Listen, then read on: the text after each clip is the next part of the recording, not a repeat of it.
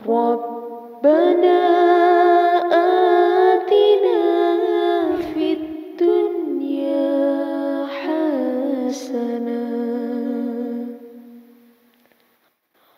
Ngopo ten Indonesia sing ming sak negara kok bahasa daerahnya banyak banget. Wong Indonesia khususnya wong Jawa niku ora nggadah semboyan mangan gak mangan sing penting sampai saiki lho saya mancep. Mangan ora mangan sing penting kumpul. Senengane rak kumpul-kumpul to. Ora usah sapa adoh-adoh, ora usah merantau luar daerah, luar negeri. Ngopo wong nang panggonane dhewe ngumpul, yang panggonane dhewe ngumpul, yang daerah dhewe wis iso mangan kok. Karena memang Indonesia ini curah hujannya tinggi, tanahnya subur.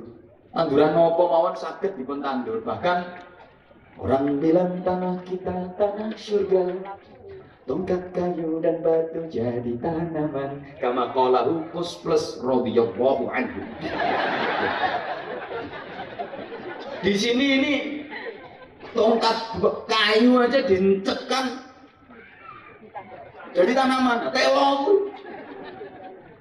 Belum lagi kandungan alamnya, tambangnya, semua jenis tambang ada di Indonesia ini. Emas, perak, nikel, tembaga, aspal, batu bara, minyak. Makanya Indonesia gak sugih ya saya.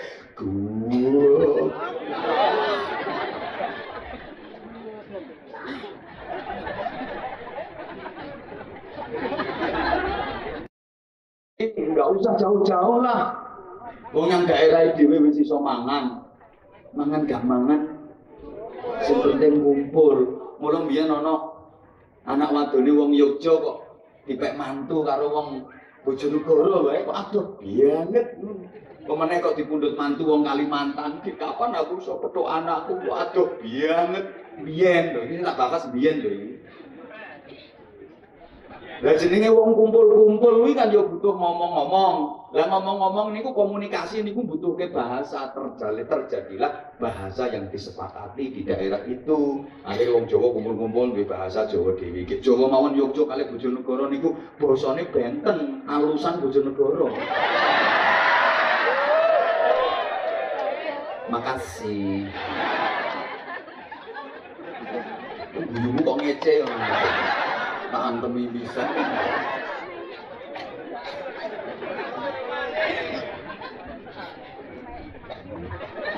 Wong Madura kumpul-kumpul dhewe duwe basa dhewe, basa Madura.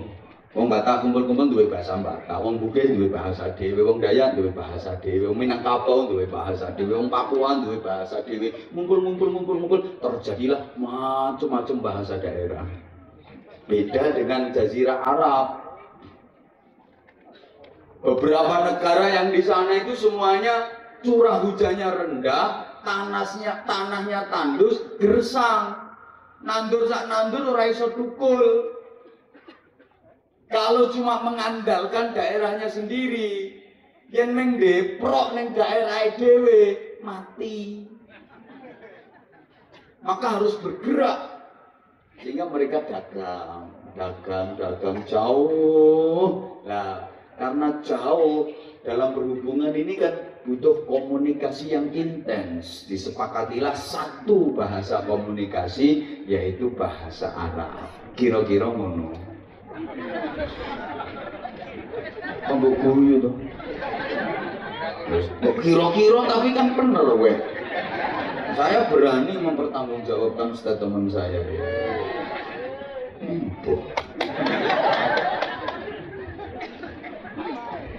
Lah kok diarani jahiliyah?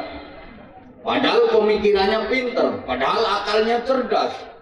Yang bodoh adalah akidahnya. Mereka syirik, nggak kenal Tuhan. Sing disembah itu berhala, sing disembah itu patung. Kan bodoh banget tuh. Sampai dalam sejarah Sayyidina Umar niku sering nalikane menyendiri niku mengsam-mengsem piyambakan. Kang leti kali sahabat lintune, wahai Umar, kok senyum-senyum sendiri kayak orang gila? Emangnya ada apa? cerita aku kelingan di zaman jahiliyah sing tak sembah kuwi patung. Lah wong sugih-sugih kuwi gawe patung saka emas, saka perak. Nah aku gawe patung kuwi saka roti, saka kurma. Nggih nuju weteng puluhe ora ana panganan ya patung sing tak sembah-sembah kuwi. Dadi patung kuwi teko roti, teko kurma tak sembah-sembah. Yen nuju weteng puluhe ora ana panganan ya kuwi. Tak cuwil tak pangan. Ya aku kudu guyu masa ana pangeran kok tak kerikiti. Jadi patung roti kurma ditata dibentuk patung terus disembah-sembah diwacake mantra. Woi. Meneh luwe dipangan. Kelakuane wong jahiliyah. Saiki ya ditiru karo wong Yogya. Lah tepak ulang tahun kae do gawe kue tap. Terus diencepi lilin, terus diwacake mantra. Mantranya tidak ada yang berani merubah. Happy birthday to you. Happy birthday to you.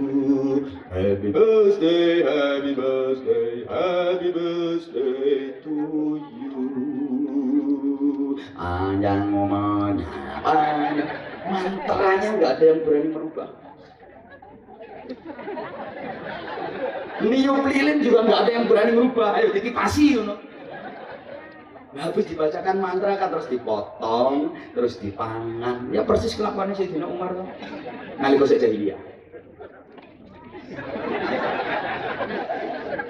Woi.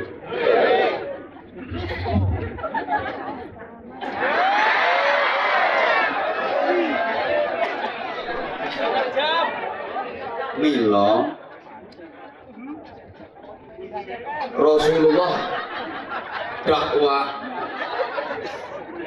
mensosialisasikan Islam di Makkah selama 13 tahun. Itu orientasinya pada penanaman iman dan penguatan akidah. Nah, aku lagi ngomong kayak wong pinter ya maksudnya. Nanti bang rupamu misalnya.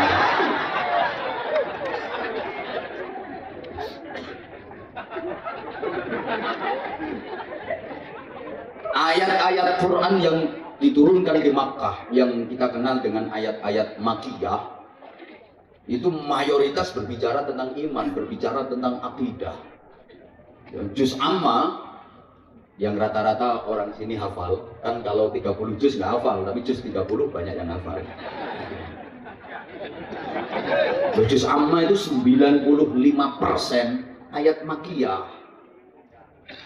Isinya nggih nerangke tentang iman, nerangke tentang akidah, karena memang 13 tahun fase dakwah di Makkah itu misinya menguatkan iman, mengokohkan akidah. Allahumma sholli ala Muhammad. Ya apa nggak berhasil selama di Makkah? Panitia aku sih apa panitia kok umek mantirin. Kita mau riwa-riwi aslinya aku ngingetin ya piye mangke diparingi wekdal kangge infak kelilinge. Kok nyangoni ora bejaji geger. Sama aku yo kudu nesu ae. Yo dimanfaatke wayang iki jamaah ribuan, narik infak oleh 50 yuta, 60 yuta. Nyangoni kiyaine kualat. Berarti kan meres kiai iki jenenge. Kiai peres kon ngemis panitiane untuk bati akeh. Nyangoni kiyaine walat. Lha infak jamaah lho 50 yuta. Kiyaine jeneng karo ngene iki ado. Ya telung dina ora mulih ngene iki. Juangan. Ose ngene iki ana wong ngaji sik digegeri ribet perkara kotamu sing aku apa, Bro. Yo. Ora nesu ning bener ke aturan. Aku ki yo sapian karo mangsaku yang disuni nggo pembangunan masjid, nggo yatim, nggo madrasah, nggo pesantren. Monggo. Paringi wekdal piyambak, kersane jamaah niku konsentrasi ngajine. Kale kula nerangke ngeten iki maringi aran terus panitiane sriwat. Jamaah mesti terganggu. Ora nyawang yo kesawang kok. Nggih Bu nggih? Rungu iku pinggir panitia. Aku wis diatur iki wis ngerti.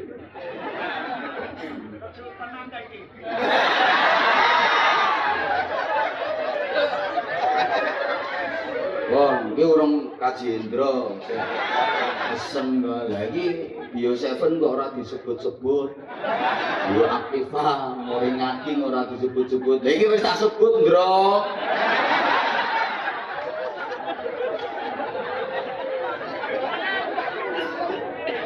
Wong aku ngaji nyang dia ditunuti kok ngintil wae. Nanti mau kaji Indra. Wes tak sebut. Wong Yogya saiki ra ya wis do ngerti. Bio 7 iki Anwar Zahid ngono wis. Wis menengo kowe. Iki ora kok aku sing nunut Bio 7. Bio 7 sing nunut aku.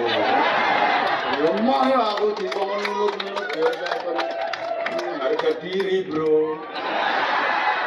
Kono ngetutke aku monggo. Kaya ngene iki lah ya aku dimanfaatke lho, arek infak jariah lho masjid. Monggo, tapi aja lucu. Tekan ndi mau? Berhasil kok pipis. Wis tak lalek-lalekke nggo elingke wae. Barang ngilangi keikhlasan ngono. Tak lalek-lalekke kok dielingke. Wis ora usah bakas tipis. Ora apa-apa paling diundang neh ora teko.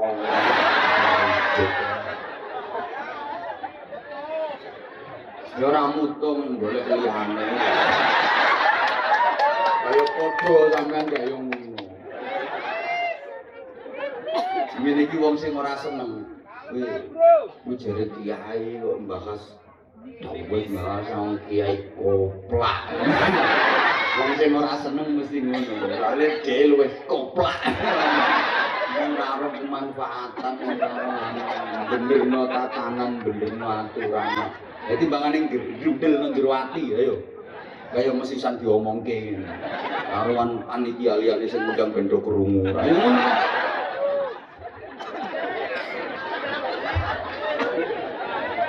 Allahumma sholli ala Muhammad. Yen ngene kono sing aran kuwi adol ayate pangeran. Ndek sing ngomong ngono ki ra payu. Wong kok ya wis ngene. Berhasil sesungguhnya Rasulullah menanamkan akidah, mengokohkan iman selama di Makkah. Nah kalau berhasil kenapa pakai hijrah ke Yathrib? Sebenarnya berhasil. Orang-orang yang iman masuk Islam teguh berprinsip, tidak goyah. Masih ingat cerita bagaimana sahabat Bilal bin Rabah radhiyallahu anhu demi mempertahankan akidah dan iman disiksa dengan siksaan yang sangat pedih oleh majikannya untuk kembali syirik, untuk kembali murtad. Tapi Bilal tetap bertahan. Nalika semanten Bilal niku tesih budak. Konangan lah iman, konangan lah Islam. Akhirnya dilurui karo majikane karo apane jenenge kuwi? Iya majikane ndorone. Bilal kowe mlebu agamane Muhammad yo. Nggih. Ayo bali yo nang agama lawas. Yen panggah mlebu agamane Muhammad tak pulo soro kowe. Bilal gak bergeming. Akhirnya disiksa, diikat, ditelentangkan di padang pasir atas panas matahari yang membakar, bawah panas pasir dan batu. Itu saja di dadanya Bilal masih dijeretkan batu besar. Dijeretkan. Malah wis kadung. Ditindihi. Yo ditindihkan. batu besar. Ayo, kalau kamu mau kembali ke agama lama, tak bebaskan dari siksaan ini. Tapi kalau kamu tetap ikut agama Muhammad, semakin aku perparah siksaan ini. Ayo, jeret. Bilal tetap bertahan. Walaupun waktu itu dia cuma bisa bilang ahad. Dijerat mana jawet ahad. Arabmu naik ke kul huwallahu ahad itu dereng saged. Nembe ahad. Kok kul huwaile. Dijerat malah jeruwet ahad. Jerat malah jeruwet ahad. Subhanallah. Konangan Sayyidina Abu Bakar Siddiq dimerdekakno, dituku dimerdekakno. Bagaimana Yasir, satu keluarga demi mempertahankan iman, mlebu Islam karo masyarakate dihukum, disuruh Yasir keluar kamu dari agama Muhammad, kami terima sebagai warga masyarakat, tapi kalau kamu masih tetap mengikuti ajaran Muhammad, tak bunuh satu keluarga. Yasir tetap bertahan, iman sak keluarga dibakar hidup-hidup oleh masyarakatnya. Mati gak apa-apa, sing penting netepi Islam, netepi iman. Oh yang ngono, berhasil Rasulullah menanamkan iman. Terlebih seorang sahabat perempuan yang namanya Sumayyah. Ini perempuan pertama yang mati syahid dalam Islam demi mempertahankan iman dan akidah. Disiksa oleh kaumnya dengan siksaan yang tidak berperi kemanusiaan. Diikat pakai rantai dari besi. Kaki kanan, tangan kanan diikat kudanya dicambuk, lari kencang ke arah kanan. Kaki kiri, tangan kiri diikat pakai rantai, diikat ke kudanya dicambuk, lari kencang ke arah kiri.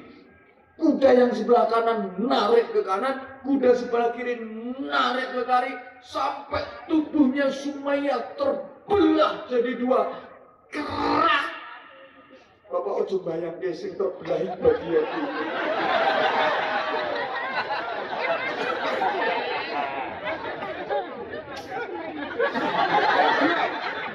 Bersuat jadi luruh demi mempertahankan akidah. Berhasil. Gak usah kok berhasil. Doraemon. Lu kenapa pakai hijrah? Karena agama itu bukan hanya vertikal, hubungan manusia dengan Tuhan. Agama itu bukan hanya mengatur hubungannya menungso karo Gusti Allah mawon, tapi agama dalam Islam itu juga horizontal. Hubungan antar sesama manusia itu bagian dari agama. Bahkan hubungan manusia dengan lingkungan itu juga bagian dari agama. Di Makkah kalau soal akidah berhasil, tapi untuk membangun hubungan antar manusia dengan baik sulit. Jangankan bersosialisasi, jangankan bikin pengajian seperti ini. Wong ngaji wae Kanjeng Nabi ndelik-ndelik nang omahe Arqam. Di Darul Arqam, di rumahnya sahabat Arqam. Kenapa? Selalu diintimidasi oleh pembesar-pembesar Quraisy ketika itu. Bangsane Abu Sufyan, Abu Lahab, Abu Jahal, Abu Gosok urung ono pas kuwi.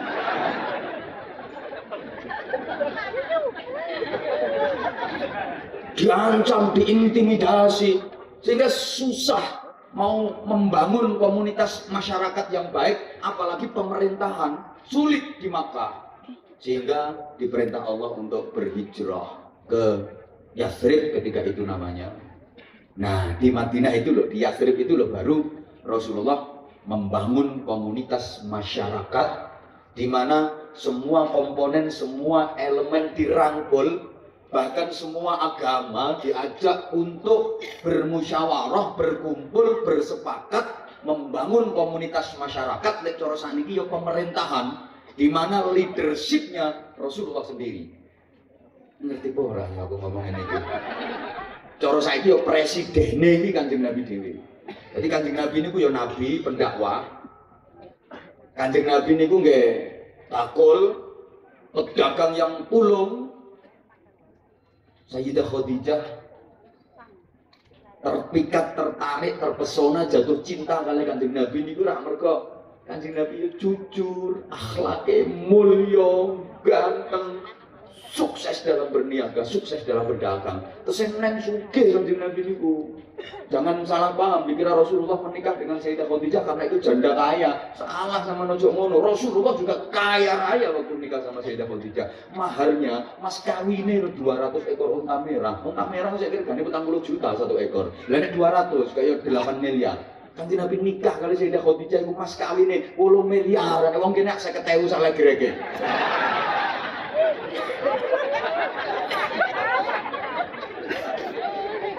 Kanjeng Nabi itu bakul yang ulung, pedagang yang ulung. Rasulullah juga jenderal, panglima perang. 27 kali Rasulullah memimpin peperangan berada di garis depan. Ping 17. Hebat Kanjeng Nabi. Yo presiden, yo politisi, terus saiki ngono. Yo politisi. Makanya lek ana sing ngomong Islam ya Islam bae, ora usah bahas politik, ora usah bahas pemerintahan. Yo ojo ngono-ngono nemen. Soalnya politik pemerintahan itu juga bagian dari kehidupan Rasulullah Shallallahu Alaihi Wasallam. Ya kudu ngerti lah. Gak harus semuanya terus terjun ke politik praktis. Tapi ya kudu ngerti. Soalnya mana gak ngerti, man la ya'rifu siyasa akalahu siyasa. Orang yang tidak ngerti politik dia akan dimakan oleh politik. Oh ya aku ini sidik-sidik yang ngerti politik, tapi nek kon terjun nang politik praktis, gak aku. Ya ben ana bagiane dhewe-dhewe. Nek aku politikku yang ini ngaji karo wong jembure-jembure sini. Ini bagian dari politik saya. Kalau ke politik praktis yang partai-partai itu harus gak. Soalnya aku nyalon kok jadi dipilih. Umpama gak wis ngene wae. Pancene ruwake to. Pancene piye yo? Iya, jadi itu juga pemerintah, itu juga bagian dari kehidupan Rasulullah Shallallahu Alaihi Wasallam. Nah, ketika membentuk pemerintahan itu, bukan cuma yang beragama Islam saja yang dirangkul Rasulullah, seluruh agama yang ada di Madinah dilibatkan, yang Nasrani, yang Yahudi, yang Majusi, diajak bermusyawarah, bersepakat membentuk pemerintahan. Makanya terus ada namanya Piagam Madinah. Disepakati bersama. Yang non-muslim dilindungi, saling menghormati. Bahkan Nabi bersabda, siapapun orang Islam yang membunuh non-muslim yang berada dalam perjanjian Piagam Madinah ini, haram baginya mencium bau surga. Nah saiki sama nangan-nangan Bapak Ibu negara sak donya itu yang mempraktekkan Islam ala Rasulullah Shallallahu Alaihi Wasallam, ya Indonesia yang kita cintai, yang kita banggakan ini. Terus pasno ya. Nah ini yang diterapkan pula oleh para pejuang agama di Nusantara ini, di Indonesia, di tanah Jawa, niru Islam model Kanjeng Nabi. Dan Rasulullah tidak pernah mendeklarasikan negara Islam, gak tahu. Paham ora ya sama tidak. Sehingga setelah tatanan masyarakat ini baik pemerintahannya, kota yang dulu namanya Yathrib oleh Rasulullah diganti menjadi Madinah. Artinya peradaban. Madinah itu artinya peradaban. Jadi Rasulullah itu menghijrahkan masyarakat yang jahiliyah menuju masyarakat yang Madinah. Dari masyarakat yang bodoh menjadi masyarakat yang cerdas. Dari masyarakat yang biadab menjadi masyarakat yang beradab. Allahumma sholli ala Muhammad. Paham enggak Bapak jenengan kali? Sehingga terbentuk masyarakat yang madani, masyarakat yang kuat keimanannya, masyarakat yang bagus akhlaknya. Kaya ngono kuwi diarani masyarakat madani. Madani bahasa Arab, ora madani cara Jawa, madani kene, madani kono, ngilokke kene, ngilokke kono, madoni kene, madoni kono mboten.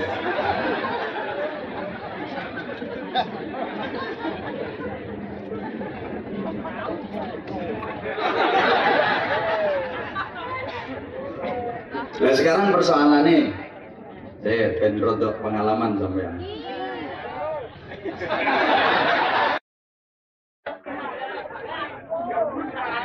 Loh, apakah pemerintah itu harus disestempel Islam? Jawabnya tidak harus. Nah, karena sekarang mulai terganggu. Islam yang disebarkan oleh para pendakwah dan penyebar Islam di Indonesia, Islam ala Indonesia, itu sekarang mulai terganggu. Ada kelompok-kelompok tertentu yang berfaham seolah-olah umat Islam harus berada di negara Islam. Kalau pemerintah tidak berstempel Islam, dianggap tidak Islami. Ono sing model ngono. Nah, saiki apakah pemerintah itu harus disestempel Islam? Jawabnya tidak harus. Kalau seluruh warganya beragama Islam dan semuanya setuju, sepakat, monggo. Tapi kalau penduduknya tidak semua beragama Islam, ya tidak harus disestempel Islam. Yang penting pelaksanaan syariat Islam diberi kebebasan untuk menjalankan ibadah. Yang penting niku, mau pemerintah wis stempel republik, mau serikat, mau federal, mau kerajaan, yang penting umat Islam diberi kebebasan untuk menjalankan syariat Nabiullah Muhammad sallallahu alaihi wasallam. Ngono. Lah saiki mulai terganggu kok. Koyo-koyo kudu disestempel Islam. Nek stempelnya gak Islam dianggap ora Islami. Padahal stempel karo amaliyah karo pelaksanaan kadang-kadang cocok, kadang-kadang gak cocok. Ono stempel Islam tapi amaliyah ora Islam, stempel Islam isine ora Islam. Ono sing stempel ora Islam tapi isine Islam. Halo.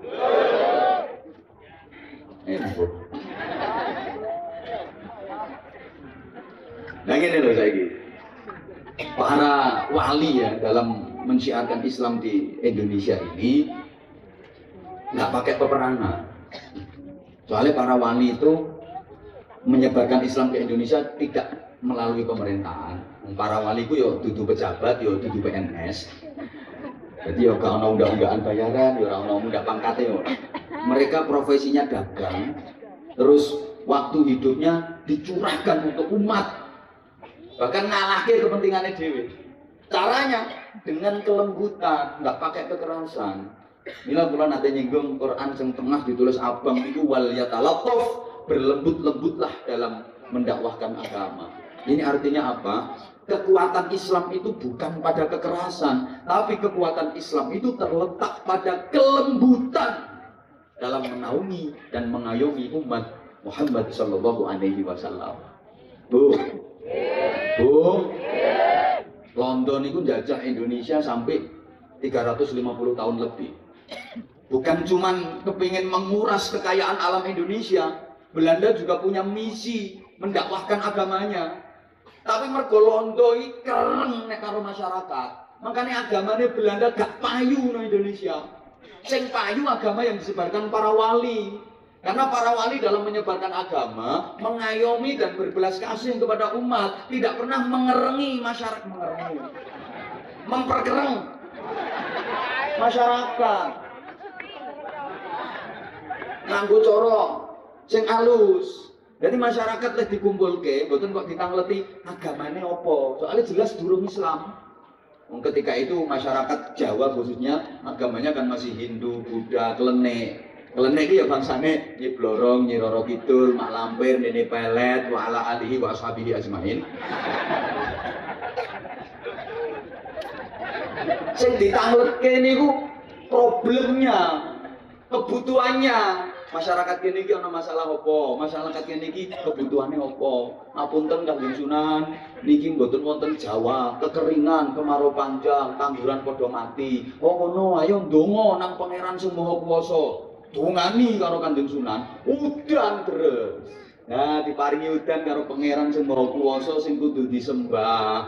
Percados mboten, percados niki sing ngameludan Gusti Allah. Percados mboten, percados nggo bareng-bareng syahadat. Asyhadu alla ilaha illallah wa asyhadu anna Muhammadar Rasulullah. Ngono. Masyarakat kene iki ana masalah apa? Niki nembe pagebluk Kanjeng Sunan. Kathah penyakit, kathah wabah. Yo didongani nggih. Nyuwun nang Gusti Allah sing Maha Kuwasa sing kudu disembah. Wa nunazzilu minal Qur'ani ma huwa syifaa'un wa rahmatun lil mukminin. Ilang penyakite. Ha, waras sing gawe waras sapa Gusti Allah. Percados mboten percados. Berarti sing disembah sinten Gusti Allah. Nggo syahadat sareng. Ngono. Asyhadu an la ilaha illallah wa asyhadu anna Muhammadar Rasulullah. Problemnya diselesaikan dulu, kebutuhannya dipenuhi dulu, baru disuguhkan iki lo Islam. Ini ki ono apa paceklik Kanjeng Sunan, padoske bantuan, bagi-bagi sembako, bagi-bagi bahan makanan. Sunan-sunan dagang hasilnya digawe ngono kuwi mbiyen. Sehingga cara ini sangat menyentuh masyarakat yo. Guyub rukun 90% masyarakat Indonesia beragama Islam. Nah saiki kuwalik kok. Sing agama liyane bagi-bagi roti, bagi-bagi mie, bagi-bagi SPP gratis. Nah sing Islam malah kereng-kereng kok. Mestine sing bagi-bagi mie, bagi-bagi roti, terus nyekolahke SPP gratis Islam. Saiki kuwale. Sing ora Islam sing do bagi-bagi ngono kuwi. Islam tampil dengan membawa pentungan. Woi. Itu. Kadang wis apik-apik guyub rukun, pahame di ora tarif. Kaya ngene iki mujahadah engko diora tarik nyapa mujahadah kuwi ndonga kok njalukno Syekh Abdul Qadir Jilani ora entuk ora oleh iki syirik ngono iki paham koplak iki jenenge wasilah proposal kuwi wasilah kuwi engko sampean lu ngerti mbok ora dijak ngomong ngene lho apakah Islam tidak boleh keras? Dikongkon lembut terus ngono. Kapan harus keras? Yaitu kalau terpaksa. Kalau dikerasi seperti Palestina. Tiap hari dibunuh, dibantai. Ya, itu tidak bisa tidak, ya harus perang. Tapi nek gak ono apa-apa, yo aja kok ngumumno perang. Soalnya perang itu merubah hukum. Membunuh harusnya dikisos, dibunuh, tapi dalam peperangan nggak ada hukum itu. Nah pertanyaannya saiki siapa yang punya wewenang untuk mengumumkan perang? Tentu saja negara, untuk kepentingan negara, bukan kepentingan golongan apalagi pribadi. Orang kanggo orang per orang, gak cocok perang, gak cocok perang, gak cocok perang. Dur gundul. Ya Allah, moga-moga sampean paham.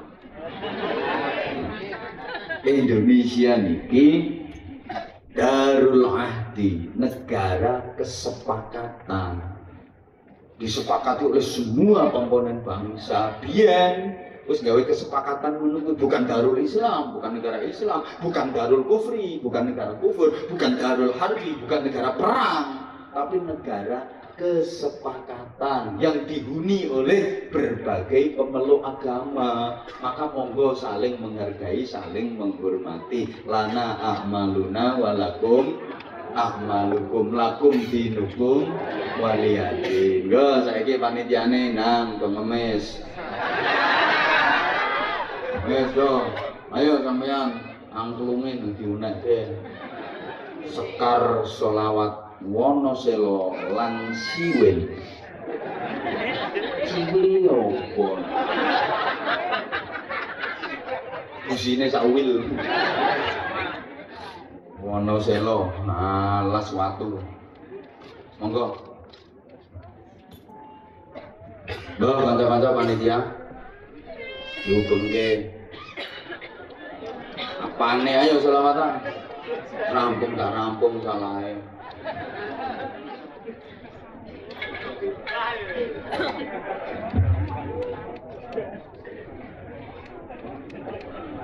Ayo kok malah rundingan.